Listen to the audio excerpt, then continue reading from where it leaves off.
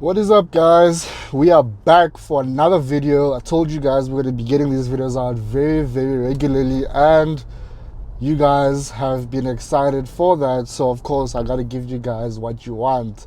So this week I have been in the all new GWM Tank 500, and my oh my, this has been quite the car to spend some time with. So as always, I am going to tell you guys everything that you need to know about this Tank 500. So let's get it. So first things first, looks wise, let's get it straight out of the way. This car looks absolutely great. I mean, look, I haven't heard one bad thing about how this car looks. I mean, guys, just look at it. Every single way I've been driving, everywhere people just turn and break their necks at how just so commanding this car is, in terms of its presence and just how it looks. It looks so bold, it's in your face, and it's just really hard to miss. So up front you've got this massive grille. It's chromed out, which obviously makes it stand out as well. And yo guys, I mean, let me know down in the comments what you think. I mean, straight off the bat, like, I just think this car looks really good. A lot of people have been thinking like, wait, is that the new Toyota Land Cruiser, or what's going on? Like, which I think is quite a compliment, to be quite honest. I mean, yo, this car looks absolutely great, especially in this color that it's finished in, the specific unit. And those wheels are massive. I mean, very nice to look at. They are also chrome, and yeah, the only gripe that I would have is that you will be scared to nudge those against curbs and that sort of thing. So yeah, I would be very careful, especially in drive-throughs and those kinds of settings. But overall, if you're careful, then you should be fine. There is a really cool function feature rather, where if you're getting too close to parking, or if you're turning the wheels within a certain sort of driving sort of setting, then the camera on the infotainment screen does bring up a view of your wheels, which obviously then helps you in terms of maneuvering those tight spaces, which is quite cool if you ask me.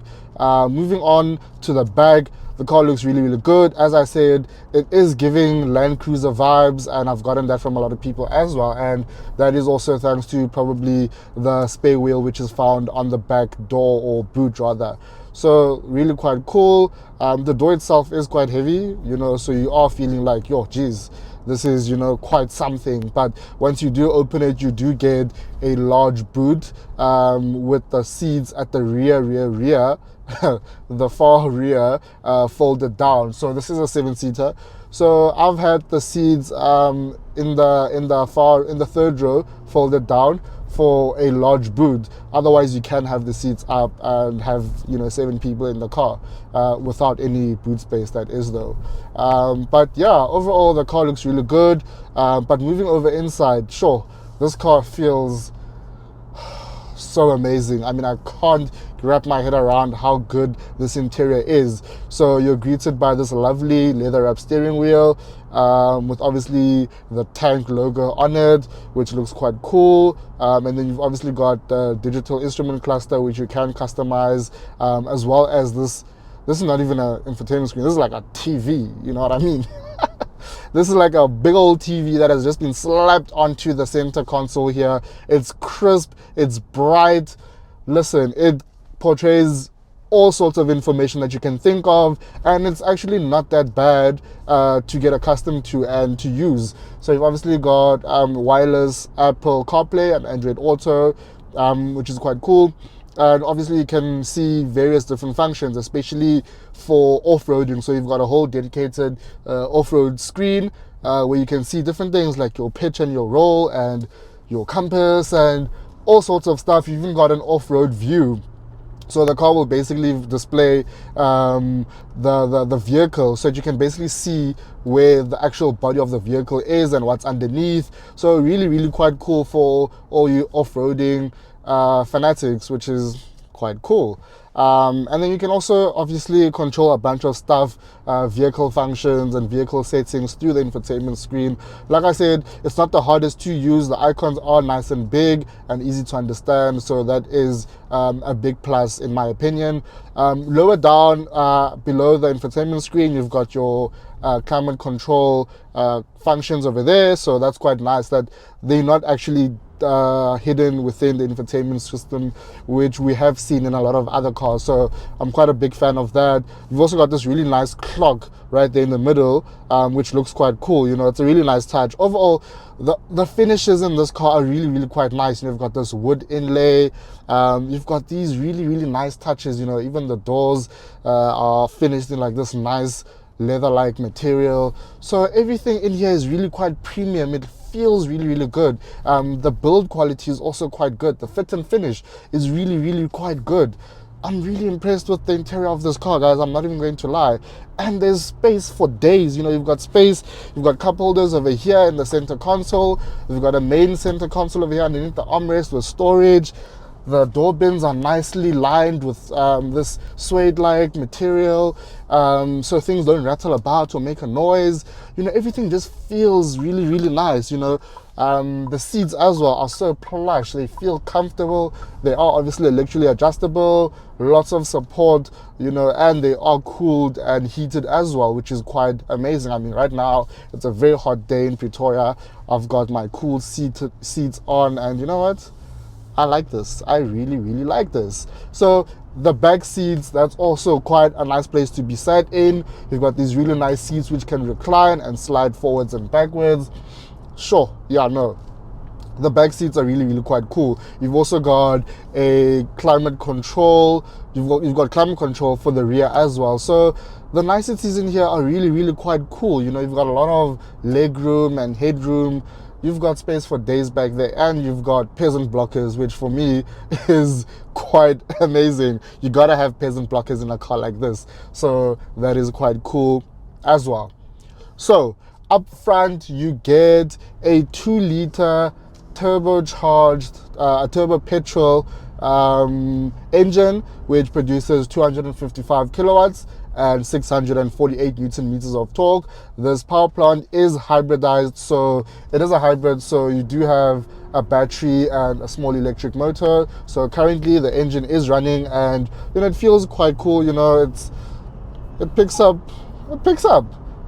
fairly well. But the added benefit here is that you can also have it in hybrid mode or electric mode, where you know, you're just basically driving, you know, quietly using the electric motor and the battery, which is quite nice, you know. So you can basically buzz around very quietly and no one will notice you, which is quite cool. So yeah, that is the power plant. You get about, I've been returning about 12-13 liters to the 100, which is not bad considering the sheer size of this car. I mean, it is a big heavy car, so you are lugging around a lot of weight, and to be returning those kinds of fuel figures is really not bad. I mean, you'll find yourself coasting on the highway and you're on electric mode, so that's really quite cool. So lastly, now we're going to touch on the pricing. So this car, just to give you some context, it plays around in a segment which already has much more established players and very important players to consumers. So you've got the likes of the Toyota Land Cruiser, you've got the likes of your Ford Everest, and they may argue that they're not competing directly, but you know, most consumers will be looking at that sort of range when we're comparing these cars. And you know, to be quite honest, I think this car is definitely worth considering, given just how much it has to offer. You know, you're getting a lot for your money. A lot for your money, guys. Like, I cannot emphasize how much you're getting for your money. You know, we've got so many safety features which are really quite nice to have in here. You know, your adaptive cruise control. You know, this car is kitted to the hills. It is kitted to the hills, and you're not paying a single cent over and above the asking price for any of those features. So that is really quite cool. And I haven't had the privilege of taking it off-roading, but I do hear from colleagues that it is a really capable off-roader. So I mean, if you're looking around for a 7-seater off-roader, which is as premium as this, you know, those are the options that you're looking at. But this is definitely something that you should consider. You know, at 1.2 million rand, or just over 1.2 million, I think it's definitely something that should be on a person's shopping list. But I'm very keen to hear what you guys have to say, as always. So let me know down in the comments where you would spend your 1.2 million rand. And of course, if you are looking to buy something like this is how much it'll cost you to insure this bad boy on Naked. All you got to do is put your details in on the website on Naked, and yeah, you get a quote in literally 90 seconds. It's really that easy, guys. I mean, yeah. Let me know down in the comments how much you would pay for your car. I'm keen to hear what kind of cars you guys are driving and what you're paying currently with your insurer, you know. So like I said, check out Naked. You might just save a couple $100, who knows. But as always, that's it from me and the Tank 500. It's been absolutely amazing. It's an amazing car, and I can't wait to hear what you guys think. And as always, guys, please don't forget to hit that subscribe button. We're trying to get to 1,000 subs before the end of this year, so please, let's make it happen, guys. I know we can do it. But yeah, guys, I will see you guys very soon on the next video. But for now, don't forget to hit that like, comment, and subscribe button. Cool. See you guys on the next one. Cheers.